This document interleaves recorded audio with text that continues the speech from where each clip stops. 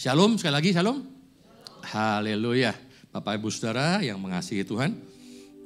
Tentu Bapak Ibu sudah tahu apa tema hari ini. Karena sudah diumumkan minggu lalu di pengumuman. Juga sudah di broadcast lewat WA ya. Ada yang masih ingat apa tema hari ini? Ditayangkan boleh slide-nya. Tema hari ini adalah kobarkan karunia Allah. Kobarkan karunia Allah. Diambil dari 2 Timotius 1 ayat 1-7. Ya, hari ini kita akan ubuk-ubuk di 2 Timotius, surat 2 Timotius ya. Nah Bapak Ibu Saudara, hal pertama yang kita mau renungkan adalah, sudahkah Bapak Ibu Saudara sadar bahwa setiap kita adalah orang-orang yang ditentukan untuk melayani. Saya ulangi ya. Sadarkah Bapak Ibu Saudara bahwa setiap kita, saya dan Bapak Ibu Saudara adalah orang-orang yang ditentukan untuk melayani? Yang sadar katakan amin. Haleluya. Baru 1/4. Berarti sisanya belum sadar. Enggak ya, mau jawab cuman udah keburu selesai Pak gitu ya. Oh ya gak apa-apa. Kita harus sadar betul bahwa kita ini adalah orang-orang yang ditentukan untuk melayani Tuhan. Melayani sesama. Karena itu kita harus kobarkan karunia Allah yang ada dalam diri kita. Amin. Setiap kita punya karunia Allah. Bilang sama sebelahnya, saya punya karunia Allah. Tanya lagi sama sebelahnya, sudah digunakan belum? Setiap kita sudah menerima Roh Kudus. Amin. Artinya setiap kita sudah diberikan paling enggak ada satu hal untuk melayani. Karunia apa itu? Macam-macam Bapak Ibu Saudara. Dalam Alkitab ada berbagai macam karunia yang Roh Kudus berikan kepada kita untuk melayani Tuhan. Contohnya di 1 Korintus 12, kita baca bersama. Di sini ada berbagai karunia menurut 1 Korintus 12 ayat 7-11. Yang pertama apa? Berkata-kata dengan hikmat dan pengetahuan. Karunia. Ada lagi karunia kesembuhan. Wah, ini bisa nyembuhin orang ini. Ada lagi karunia mujizat. Karunia bernubuat. Karunia membedakan roh. Dia tahu mana yang roh yang dari Tuhan, mana yang bukan. Karunia berbahasa roh. Bapak Ibu Saudara bisa berbahasa roh? Itu karunia. Ada yang belum bisa? Minta sama Tuhan, pasti Tuhan beri. Ada juga karunia menafsirkan bahasa roh. Ini karunia-karunia yang Tuhan berikan kepada kita. Next slide. Di Roma juga dijelaskan karunia-karunia yang Allah berikan kepada kita. Ada karunia bernubuat, nah, sama tadi ya. Lalu ada karunia melayani. Melayani itu menolong sesama. Jadi kalau Bapak Ibu hatinya suka tergerak melihat orang-orang yang tidak mampu, orang-orang berkekurangan, saudara punya karunia melayani sesama. Lalu ada karunia mengajar, berkhotbah, ngajar, firman Tuhan dan sebagainya. Ada karunia menasihati. Nah orang-orang yang punya karunia ini biasanya punya kuping yang selalu mau mendengar. Sabar menanggapi gitu ya. Bisa memberikan nasihat yang tepat guna di bidang konseling melayaninya kalau karunia menasihati. Lalu ada karunia memberi, karunia murah hati. Bapak Ibu Saudara, murah hati itu karunia loh. Karena banyak orang pelit hati. Kalau saudara murah hati, mudah tergerak, puji Tuhan itu karunia. Kembangkan saudara. Karena Tuhan akan berkati saudara untuk supaya saudara bisa memberkati orang lain. Dan ada lagi karunia memimpin. Ada banyak hal karunia-karunia yang Tuhan sediakan buat kita. Dan Bapak Ibu Saudara, paling tidak, at least kita punya satu karunia itu. Dan saya percaya kalau sudah ketemu yang satu itu, saudara kembangkan, bisa jadi 2, bisa 3, dan seterusnya. Semaksimal yang Tuhan izinkan kita punyai. Karunia Allah kita punya dalam diri kita. Karena kita punya Roh Kudus dalam diri kita. Karena itu temukan Bapak Ibu Saudara, apa karuniamu? Apa karuniamu? Doakan dan coba, mungkin di sini, mungkin di situ. Cuman masalahnya begini, dalam kita mengobarkan karunia Allah. Satu hal jadi masalah di zaman sekarang adalah inisial M. Apa Bapak Ibu? Malas. Malas. Banyak orang malas melayani. Padahal dia punya karunianya. Bahkan dia tahu apa karunianya. Cuman apa? Malas. Repot Pak. Banyak urusannya. Punya karunia tapi malas untuk menggunakannya. Malas untuk mengembangkannya. Bapak Ibu Saudara, kita perlu sadari betul untuk apa Bapak Ibu Saudara dibiarkan hidup sama Tuhan di bumi ini. Untuk apa Saudara? Diselamatkan Pak? Betul. Apakah cuma untuk diselamatkan? Seringkali kita hanya mikirin di dunia ini kayak apa ya.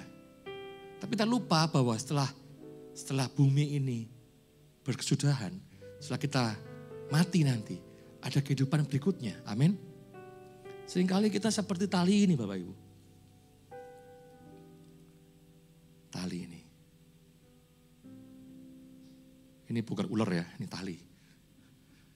Hidup kita tuh bagaikan warna yang putih ini. Musa bilang 70, 80 tahun. Allah bilang di Kejadian 6, 120 tahun katanya. Cuman segini saudara.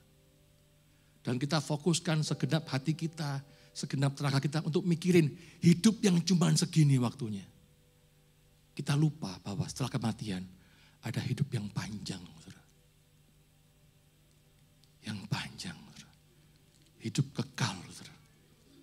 Dan kalau ditarik nanti jadi segini saudara.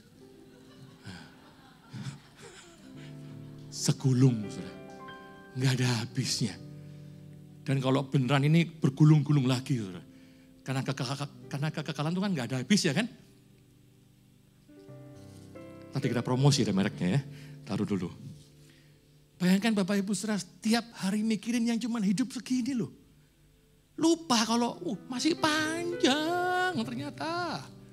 Setelah mati masih panjang hidup kita. Tapi kita fokusnya cuma ke sini. Nabungnya nabung buat jalan-jalan. Enggak apa-apa ya, hubungi Bapak David Amaya. Bagus. Tapi nabunglah juga buat kekekalan yang ini loh saudara.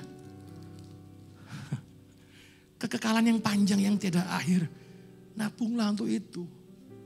Dan saudara diberikan karunia dari Allah. Untuk kesana ujungnya. Karuniamu dipakai di bumi ini. Dan juga untuk di kekekalan nanti. Amin. Seringkali fokusnya cuman ya segini doang. Segini doang. Lupa kalau masih panjang hidupnya. Lupa. Jadi mari kobarkan karuniamu dalam melayani Tuhan. Amin. Bapak Ibu ada yang sudah melayani? Ada. Ada yang belum melayani? Ada juga. Mari yang belum melayani, mari layani Tuhan. Amin. Haleluya. Ada yang amin meskipun tidak semua. Dan yang amin biasanya sudah melayani itu. Ayo saudara, ayo dong. Kobarkan karunia Allah dalam dirimu. Allah sudah berikan karunia buat masing-masing kita. Loh, kok disia-siain saudara? Disia-siain saudara. Kalau Tuhan itu kayak Bapak Ibu Saudara, punya anak dikasih sesuatu disia-siain. Dihajar kan. Untung Tuhan itu panjang sabar. Hajarnya dikit-dikit ya. Kalau langsung gede langsung selesai kita. Nah masalahnya begini kadang-kadang. Loh saya pengen Pak melayani. Tapi saya belum tahu apa karunia saya. Kalau tadi Bapak Ibu lihat tadi kan ada 2 slide tadi tentang karunia-karunia ya. Mungkin bahasanya agak terlalu teologis gitu ya. Gampangnya gini saudara, karunia itu ada 2 macam. Karunia motivasi dan karunia manifestasi. Karunia motivasi itu mengajar, berkata-kata hikmat, jadi WL ya. Jadi WL, memimpin pujian, melayani orang-orang yang kurang mampu. Itu karunia motivasi. Tapi ada namanya karunia manifestasi. Itu karunia yang bikin mujizat. Yang lumpuh melihat. Yang buta berjalan. Itu gak usah mujizat, saya juga bisa ya. Yang lumpuh berjalan ya, yang buta melihat gitu ya. Bikin mujizat. Saya lihat kemarin di media sosial, ada lagi KKR, didoain anak kecil kakinya panjang sebelah. Didoain. Jadi sama saudara, panjangnya. Karunia mujizat. Ada. Itu karunia manifestasi. Karunia tanda-tanda dan mujizat. Menurut Bapak Ibu Saudara, mana yang lebih penting? Karunia motivasi atau karunia manifestasi? Atau karunia investasi? Lain lagi itu ya, enggak ada yang itu. Penting mana Bapak Ibu? Kebanyakan orang ngejar yang manifestasi gitu ya. Siapa sih yang enggak pengen jadi kayak orang sakti gitu ya? Bisa tahu masa depan, gitu ya. Bisa tahu hari depan, bisa nyembuhin orang, kemana-mana dihormati. Beda sama karunia motivasi yang melayani orang-orang gak mampu.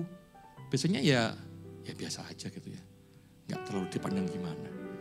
Tapi saya kasih tahu saudara, apapun karunianya itu sama pentingnya. Karena sama-sama melengkapi. Amin. Melayani tubuh Kristus butuh dua-dua karunia itu. Motivasi, manifestasi. Semua bersama-sama dalam satu tubuh Kristus. Membangun jemaat. Mendewasakan jemaat. Jadi temukan apa karunia saudara yang Tuhan sudah berikan. Cari tahu. Kalau belum tahu, gimana saya bingung? Hubungi PKS saudara. Langsung PKS bilang, karuniamu jadi PKS berikutnya gitu ya. Lalu, jangan gitu dong. Tanya PKSmu atau tanya Pak Wakil Gembala, Ibu Gembala, Pak Gembala. Cari, doakan, temukan, dan layani Tuhan dengan karunia yang sudah kau terima. Amin? Amin. Jadi buat yang belum melayani, ayo melayani. Ayo melayani. Jangan pusingkan dirimu dengan yang putih cuman sependek ini ya. Ingatlah masih panjang hidup kita ini nanti. Jika kekalan. Jadi jangan fokus cuma yang di bumi doang. Nah, mari melayani bersama. Kobarkan karunia Allah dalam diri kita. Tapi Bapak Ibu Saudara, saat saudara mulai melayani, dan bagi Bapak Ibu yang sudah melayani hari ini, dalam perjalananmu akan ada banyak aral melintang. Ada banyak hal-hal yang melemahkan, yang menyurutkan, yang membuat api yang awalnya berkobar itu menjadi meredup, bahkan mungkin mulai jadi padam. Bapak Ibu tahu enggak bahwa Rasul Paulus yang menulis sebagian besar perjanjian baru, itu pun pernah mengalami hal yang sama. Dia pernah merasa tertekan, dia pernah merasa ditinggalkan, dia merasa dibiarkan sendiri. Surat kepada Timotius yang kedua, surat 2 Timotius itu diyakini sebagai surat Paulus yang terakhir. Karena dia menulis dalam penjara, dan gak lama setelah itu dia dihukum mati oleh Kaisar Nero, dipenggal kepalanya. Dan di surat 2 Timotius ini banyak keluh kesah Paulus yang tercermin dalam beberapa perkataannya. Dia sudah ditinggalkan beberapa sahabat-sahabatnya. Dia tahu bahwa waktunya sudah gak lama lagi di bumi ini. Kita baca yuk di pasal 4 ayat 6-7. Ini Paulus yang bilang, mengenai diriku, darahku sudah mulai dicurahkan sebagai persembahan. Dan saat kematianku sudah dekat. Paulus tahu, aku gak lama lagi mati. Aku telah mengakhiri pertandingan yang baik. Aku telah mencapai garis akhir. Dan aku telah memelihara iman. Paulus sadari betul bahwa waktunya akan segera berakhir. Dan Paulus juga sadar bahwa setiap orang, semua orang yang sungguh-sungguh mau melayani Tuhan akan mengalami hal yang sama. Apa saudara? 2 Timotius 3 ayat 12. Next slide. Ini Paulus nulis begini di pasal 3. Memang setiap orang yang mau hidup beribadah dalam Kristus Yesus akan apa saudara? Menderita aniaya. Sedangkan orang jahat dan penipu akan bertambah jahat. Mereka menyesatkan dan disesatkan. Mungkin saudara seringkali ngeluh dalam hati. Tuhan, itu orang jahat, penipu. Makin kaya aja Tuhan. Makin jahat, makin menyesatkan. Tapi kok anak-anakmu kok menderita aniaya. Padahal hidupnya beribadah kepada Tuhan. Bapak Ibu Saudara, Paulus alami hal-hal ini. Dan kalau saudara alami hal yang sama hari ini, berarti sama kayak jalannya Paulus. Kenapa kok khotbahnya sedih banget kayaknya? Kok gak happy-happy aja? Bukankah dalam Tuhan ada berkat? Amin. Dalam Tuhan ada kemenangan? Amin saudara. Tapi kan itu biasanya tema-tema khotbah untuk anak TK saudara. Sampai kapan mau TK terus? Saudara mau dewasa, saudara akan alami banyak hambatan. Saudara dari bayi sampai saudara SD, SMP, SMA, sudah menempuh banyak ujian kan? Ujian di sekolah, ujian di kelas, ujian patah hati, cinta ditolak, ya. Sakit sekali gitu ya. Itu semua kan hal-hal hambatan-hambatan. Tapi harus dialami kan? Sama, menuju dewasa juga alami hal-hal yang mungkin tidak menyenangkan. Paulus bilang dalam beribadah dalam Kristus Yesus, menderita aniaya. Nah, di tengah-tengah tekanan itu, Paulus dalam penjara, Paulus berdoa, dan dia teringat pada Timotius. Anak rohaninya yang dia kasih, yang dia cintai. Dan atas dasar itu Paulus menulis suratnya yang kedua kepada Timotius ini. Karena itu, mari kita baca dari pasal 1, ayat 1 sampai ayat 7. Dari Paulus, Rasul Kristus Yesus oleh kehendak Allah untuk memberitakan Injil, memberitakan janji tentang hidup dalam Kristus Yesus kepada Timotius, anakku yang kekasih. Kasih karunia, rahmat dan damai sejahtera dari Allah Bapa dan Kristus Yesus, Tuhan kita menyertai engkau. Next slide. Aku mengucap syukur kepada Allah yang kulayani dengan hati nurani yang murni. Seperti yang dilakukan oleh nenek moyangku. Dan selalu aku mengingat engkau dalam permohonanku baik siang dan malam. Jadi saat Paulus berdoa, dia ingat sama Timotius. Dalam doanya di siang hari, di malam hari, setiap saat dia berdoa, dia ingat sama Timotius. Ayat 4, dan bila aku terkenang akan air matamu yang kau curahkan, aku ingin melihat engkau kembali supaya penuhlah kesukaanku. Paulus tahu saat Timotius menangis dalam pelayanannya, dalam tekanan melayani, Timotius menangis, Paulus melihat dan terkenang. Paulus tahu pergumulan-pergumulan Timotius. Bapak Ibu Saudara, tahu nggak bahwa Timotius melayani 3 jemaat di Perjanjian Baru? Korintus, Tesalonika, dan Filipi kalau saya nggak salah ya. 3 tempat. Dan tahukah saudara waktu Timotius ke Korintus, dia itu ada rasa takut.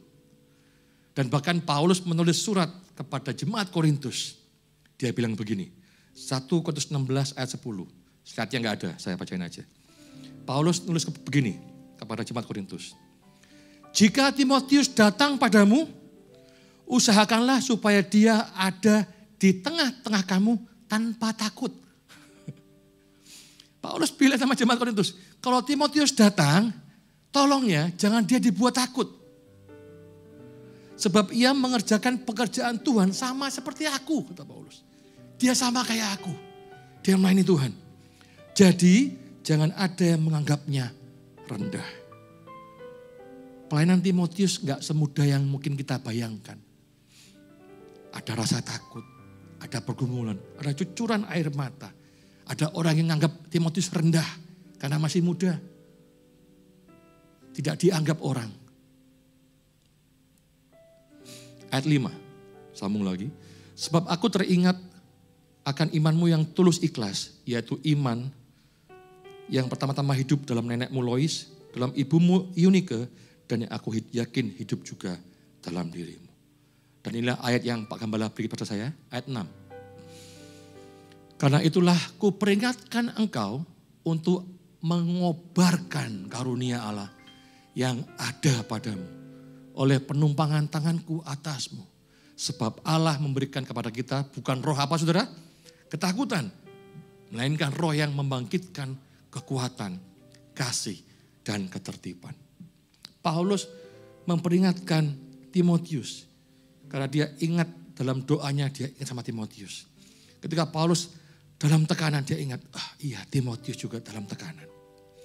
Dan dia tulis, Timotius, ku peringatkan engkau.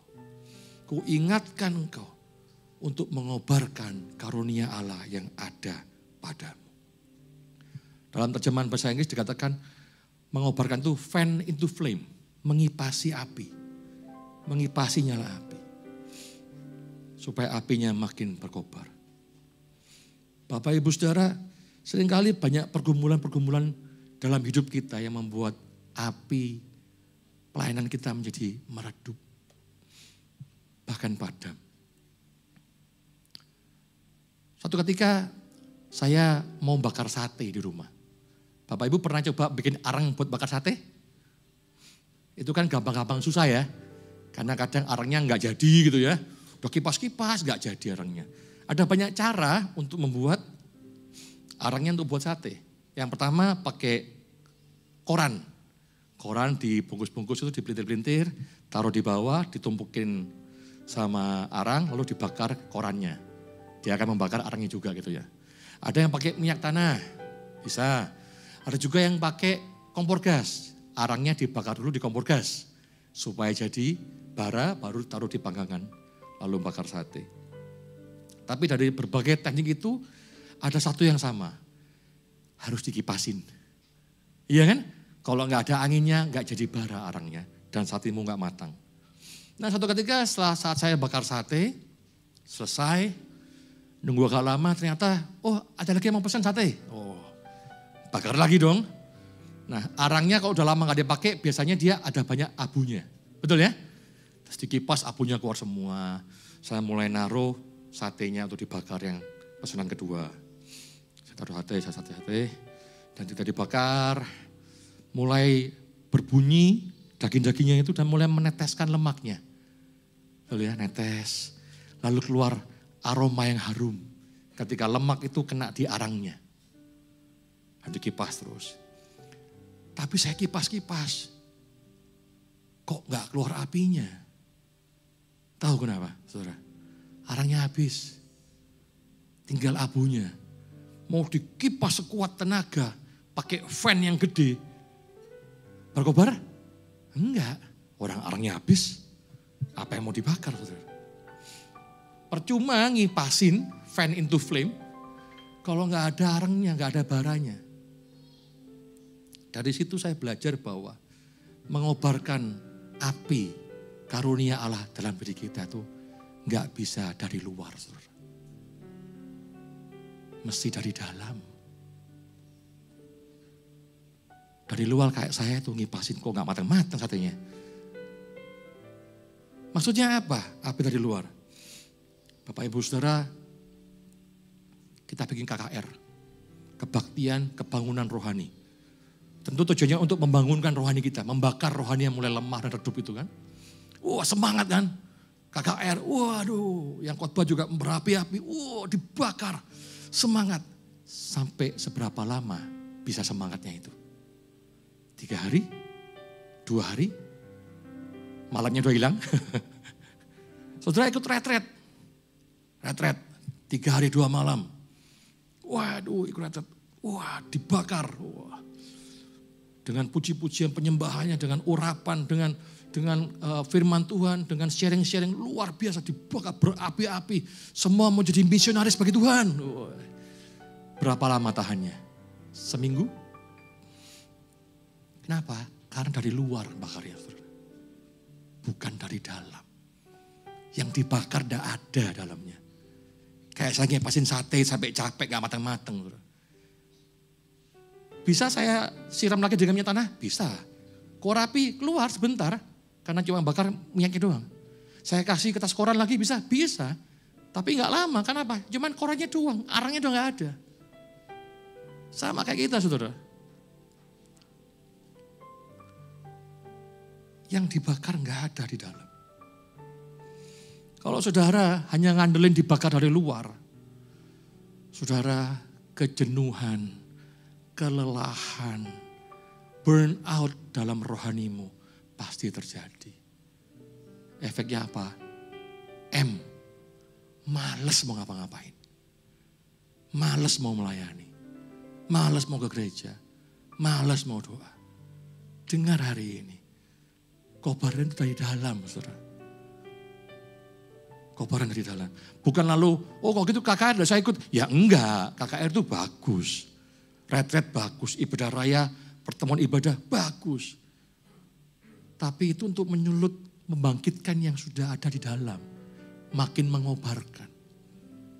Tapi poinnya yang di dalam harus ada yang dibakar. Amin. Lalu apa yang dibakar di dalam ini? Nah Paulus bilang di ayat yang ke-7. Next slide. Sebab Allah memberikan kepada kita bukan roh ketakutan. Melainkan roh apa? Yang membangkitkan kekuatan. Membangkitkan kasih. Membangkitkan ketertiban. Itu roh Allah dalam diri kita.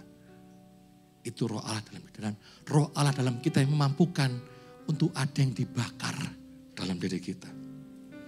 Pertama, dia membangkitkan kekuatan. Next slide.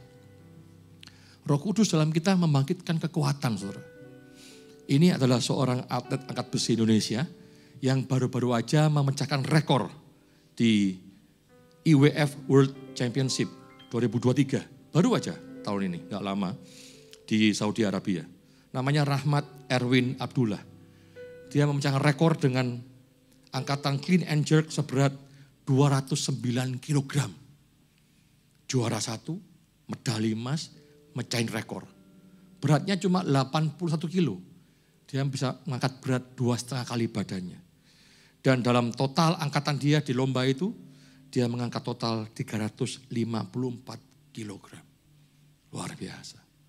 Menurut Bapak Ibu Saudara, untuk bisa jadi juara angkat besi, kira-kira latihan awalnya ngangkat berapa kilo ya? Langsung 100 gitu? Gak mungkin ya. Pasti ringan-ringan dulu. 5 kilo, kentengan ya. 25 kali ya. 25, naik lagi, oh kuat nih. 50, naik 75, naik 80 kilogram, dan seterusnya. Sampai dia bisa angkat 209 kilogram. Ada tahapannya, betul? Roh Kudus membangkitkan kekuatan kita. Bukan dengan cara ditransfer. Langsung kuat. Bukan saudara ya. Roh Kudus membangkitkan kekuatan kita dengan apa? Dengan dikasih beban saudara. Bebannya ringan dulu nih. Melayani dicuekin. Wah kesel. Ringan. Melayani tidak dihargai. Nah, agak berat dikit. Melayani malah dihina. Lebih berat lagi. Kekuatan kita ditumbuhkan oleh Roh Kudus. Bukan diberikan free. Itu enggak didik saudara. Sama kayak anak saudara pengen sekolah. Kan mau pinter kan? Bukan cuma mau nilai bagus. Bukan cuma mau naik sekolah kan? Naik kelas. Kalau saudara enggak mau anak saudara capek. Langsung aja beliin ijazah SMA. Lulus SMA. Belum masih SD. Kan enggak mau repot. Tapi Tuhan enggak gitu caranya. Tuhan mau kita kuat. Dalam arti sebenarnya. Dididik dari hal yang ringan dulu. Jadi kalau Roh Kudus bilang mau membangkitkan kekuatan kita, dikasih beban saudara. Yang ringan-ringan dulu. Saudara, hidup seorang pelayan Tuhan, itu pasti ada bebannya. Dari ringan, makin berat, makin berat. Kenapa? Karena saudara makin kuat dalam Kristus. Amin. Dan saya yakin dalam Kristus tidak ada dualisme. Oh saya jemaat Pak, dia pelayan. Gak ada. Saudara. Dalam Kristus semua adalah pelayan Tuhan. Amin. Bilang sebelahnya, kamu ini pelayan Tuhan. Pelayan Tuhan. Cuma ada yang belum melayani. Tidak apa-apa, ayo melayani. Kiranya firman Tuhan hari ini membuat saudara, iya aku harus melayani.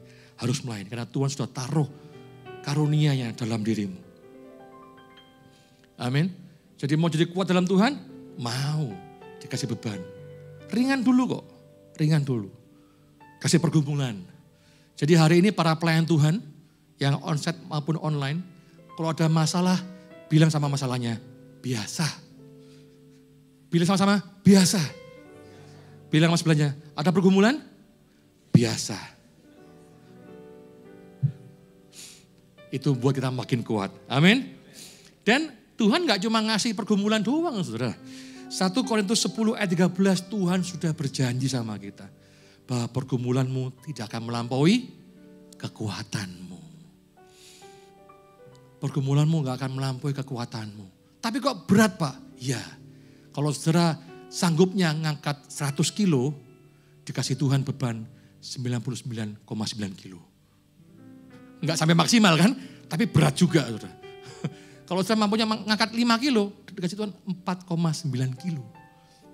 Berat, tapi enggak melebihi kemampuan. Mampu sebetulnya. Dan bahkan di ayat itu ditambahin bahwa pasti ada jalan keluarnya. Tuhan sudah siapkan jalan keluarnya. Cuman engkau belum sampai ke jalan keluarnya. Masih di jalan gelapnya. Belum sampai ujungnya. Bapak Ibu Saudara, kita punya Bapa yang sangat baik. Apapun masalahmu hari ini, itu akan membuatmu makin kuat. Karena ada Roh Kudus dalam diri kita. Amin. Sudah waktunya makan makanan keras hari ini. Dan sampai seterusnya. Kalau cuma bicara berkat-berkat aja, itu makanan TK. Kalau sedewasa saudara rohaninya, percayalah bahwa pasti diberkati. Amin. Berkat itu pasti saudara. Pasti. Pasti. Tuhan pasti berkati saudara. Cuma masalahnya ketika sudah diberkati Tuhan, sanggup gak terima berkatnya? Sanggup gak terima berkat Tuhan? Bisa gak ngehandle-nya? Makanya perlu didewasakan dulu.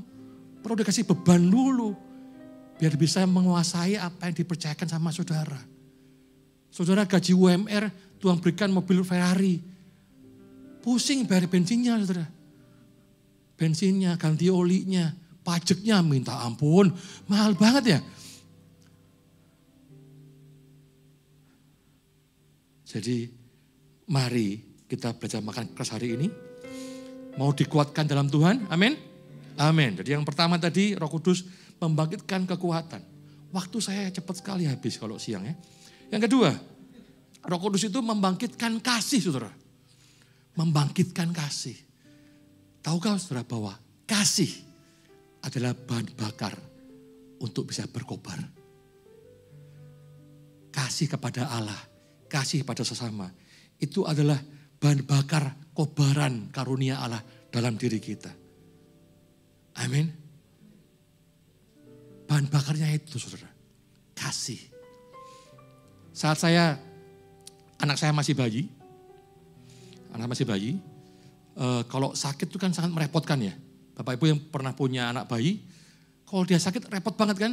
Masih bayi, nangis terus, muntah-muntah, demam tinggi, mencet-mencet lagi, ditaruh gak mau, digendong terus.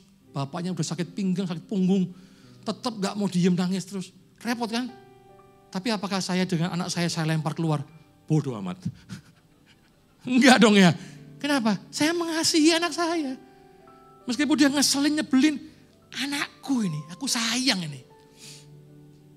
Kasih itu bahan bakar untuk mengobarkan. Kita melayani orang lain. Kalau sudah ketemu orang lain nyebelin, ngeselin, kasihi dia. Wah Pak, saya nggak sanggup Pak melayani dia Pak. Dia sungguh sangat aneh Pak. Bahan bakarnya harus kasih. Amin. Tapi saya susah mengasihi Pak. Gini saudara, Bapak Ibu Saudara pasti pernah punya pengalaman disayang Tuhan? Pernah punya pengalaman dibelain Tuhan? Pernah punya pengalaman dicintai Tuhan? Pasti pernah. Dulu Pak, sekarang udah enggak.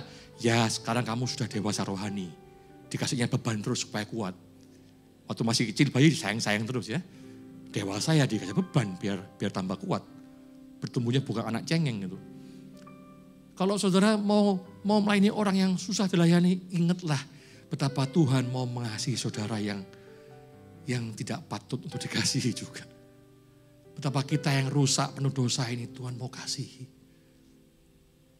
Ingatlah itu dan itulah modalmu untuk mengasihi sesamamu. Sesamamu yang nyebelin itu. Sesamamu yang susah dilayani itu. Yang sangat mengganggu itu. Kasihi mereka. Itu bahan bakar membuat karunia melayani semakin berkobar. Bersama Roh Kudus gak ada yang mustahil. Amin. Yang ketiga, Roh Kudus dalam kita itu membangkitkan ketertiban. Ketertiban. Bapak Ibu Saudara, dalam mengobarkan api karunia Allah dalam diri kita, satu hal yang kita gak bisa jauhi adalah harus dekat dengan Tuhan senantiasa. Dan itu semua tidak bisa terjadi kalau saudara tanpa disiplin. Kalau saudara cuma pakai mood, moodnya lagi pengen nyembah nih. Nyembah lama gitu ya. Tapi moodnya lagi gak pengen ketemu Tuhan. Itu gak bisa saudara. Roh Kudus membangkitkan ketertiban. Ada disiplin saudara. Siapkan waktu sama Tuhan setiap hari. Saya beberapa waktu lalu dengar seorang pendeta khotbah. Dia bilang begini.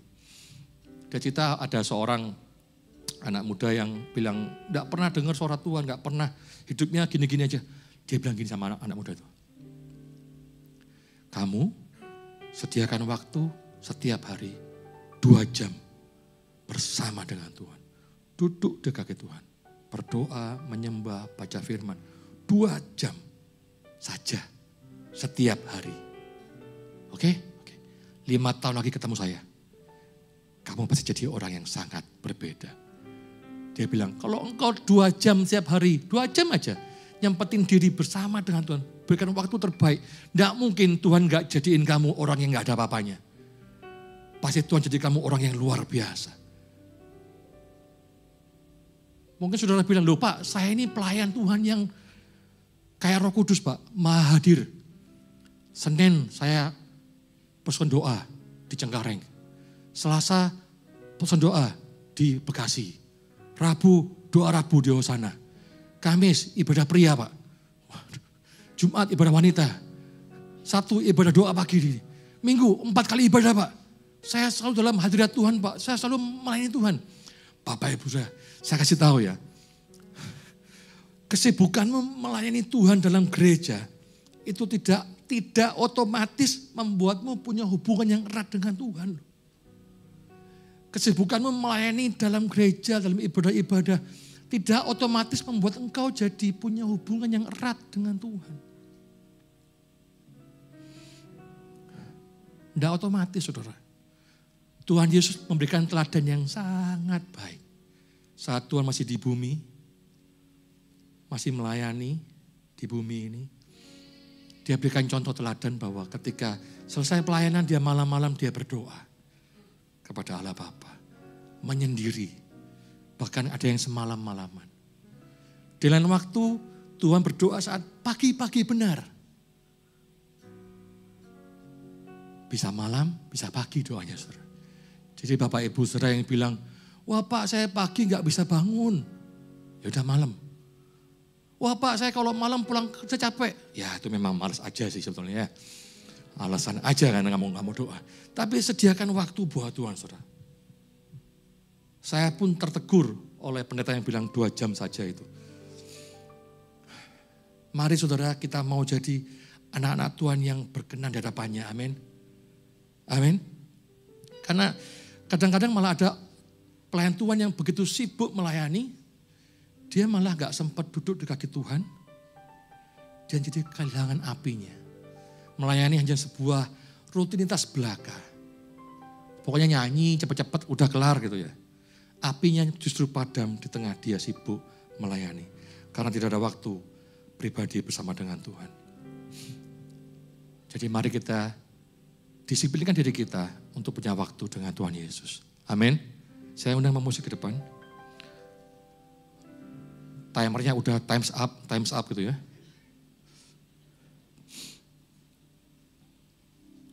Jadi ingat Bapak Ibu Saudara, hidup kita di bumi ini terbatas. Cuma sepanjang ini saudara. Sedangkan aslinya panjang tidak terbatas. Kita hanya punya waktu segini, standar idealnya. Bahkan kadang-kadang kita nggak sampai segini, cuma segini saudara. Banyak teman-teman saya yang baru segini udah dipanggil duluan. Nggak sampai setengahnya. Nggak sampai 60 tahun udah banyak yang dipanggil pulang. Teman-teman saya kuliah, SMA.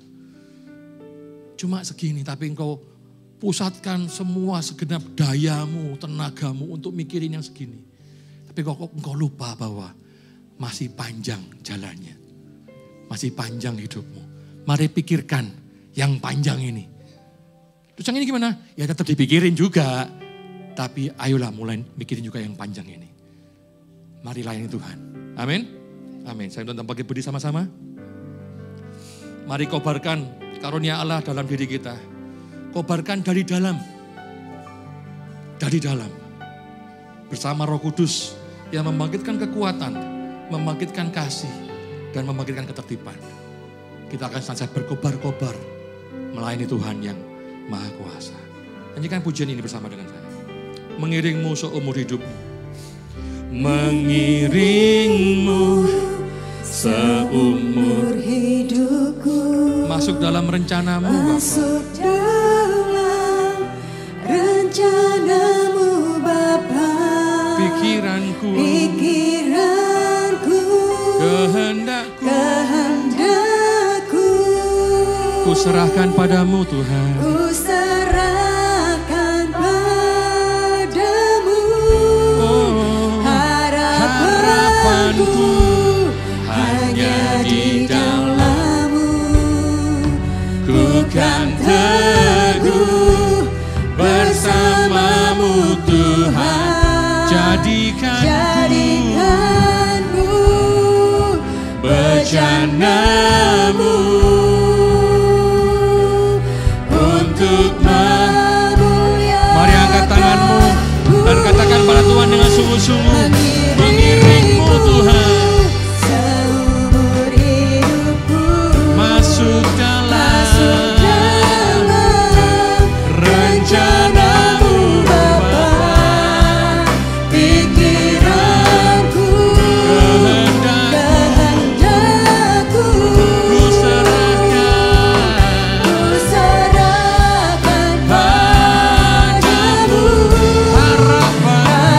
Harapanku hanya di dalam-Mu.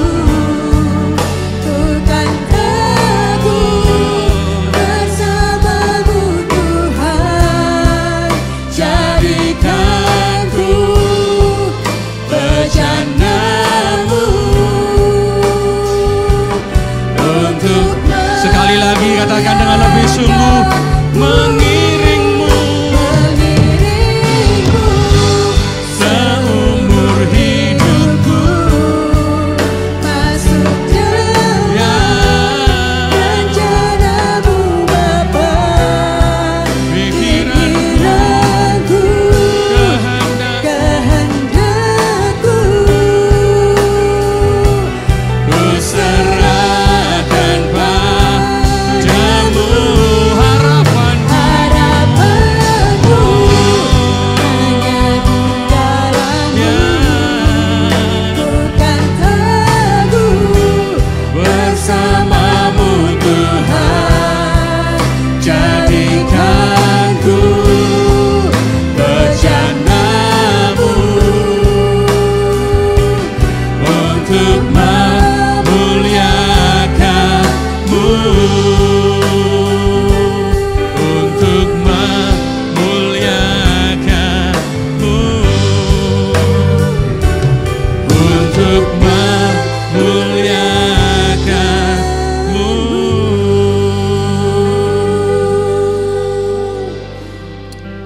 kasih Tuhan buat firman yang sudah kami dengar.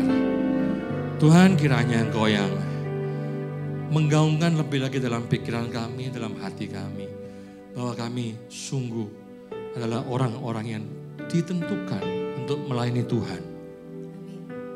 Karena kami punya karunia Allah dalam setiap kami. Ajar kami untuk menemukannya Tuhan. Ajar kami untuk menggunakannya Tuhan. Ajar kami untuk mengembangkannya, mengobarkannya lebih lagi Tuhan. Supaya nama-Mu makin dimuliakan, supaya nama-Mu makin diberitakan sampai ke ujung bumi. Supaya kami tidak menyia-nyiakan karunia Allah yang sudah kami terima. Terima kasih Tuhan. Terima kasih Tuhan. Tuhan Roh Kudus, pimpin kami semua yang sudah dengar firman hari ini. Enggak cuma jadi pendengar, tapi sungguh jadi pelaku firman Tuhan. Terima kasih Tuhan. Dalam nama Tuhan Yesus Kristus, sama-sama katakan amin. Berikan tepuk tangan Tuhan dan silakan duduk Bapak Ibu.